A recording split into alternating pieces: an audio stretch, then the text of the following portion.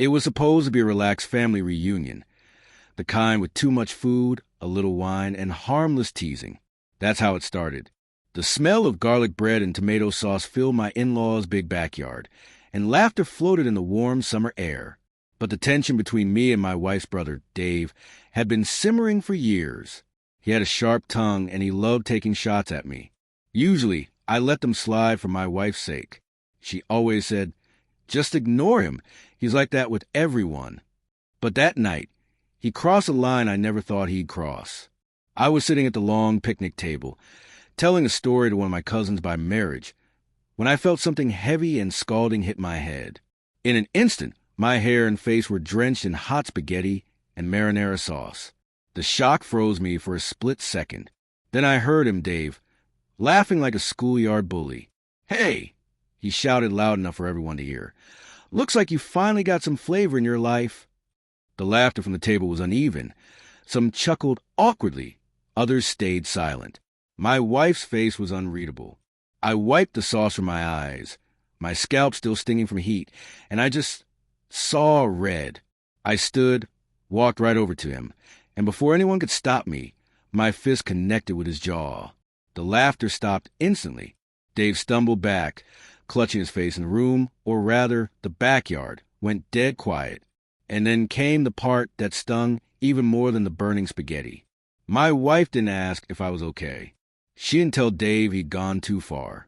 She stepped toward me with that icy look she gets when she's about to scold me. "You should take every insult and apologize," she said. Everyone else averted their eyes, suddenly busying themselves with their plates, pretending not to hear. My face was burning, from the sauce, from embarrassment, and from the realization that I was alone in that moment. I didn't say a word. I walked inside, grabbed my wallet, and left. By the time I got home, I was done. Done with pretending. Done with swallowing every insult for the sake of peace. Done with being the family punchline. I opened my laptop, pulled up a travel site, and bought a one-way ticket to Hawaii. I didn't even check the price. I just clicked confirm purchase. 10 minutes later, the confirmation email hit my inbox, and I felt lighter than I had in years. That's when my phone buzzed, not with an apology, but with a message from my wife. "You're being ridiculous. Come back and apologize to my brother." I blocked her number. Within the hour, I had my suitcase out and clothes tossing without thinking. I grabbed my passport, my camera, and a couple books I'd been meaning to read.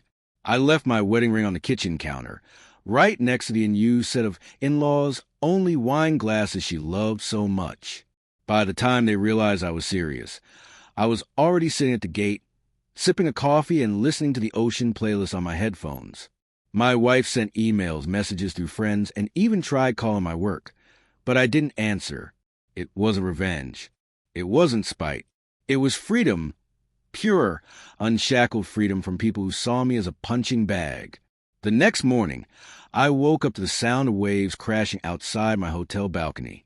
No insults, no drama, just the sun on my face and the knowledge that I'd finally chosen myself over people who would never choose me. And for the first time in a long time, breakfast didn't come with a side of humiliation.